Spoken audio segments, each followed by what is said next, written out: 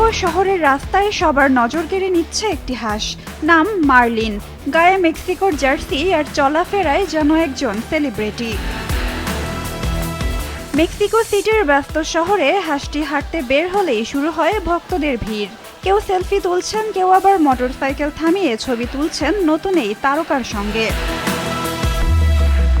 মার্লিনের মালিক কার্লা ইভেতে Gomez এবং তার ছেলে ক্রিস্টিয়ান। সাধারণ একটি দিনেই তাদের জীবনে নেমে আসে অসাধারণ এক পরিবর্তন। আমি কখনো ভাবিনি মার্লিনকে নিয়ে এমন হইচই হবে। সত্যি এটা আমাদের জন্য বড় বিস্ময়। বিশ্বকাপ উন্মাদনার মাঝেই সামাজিক মাধ্যমে ভাইরাল হয় একটি ভিডিও।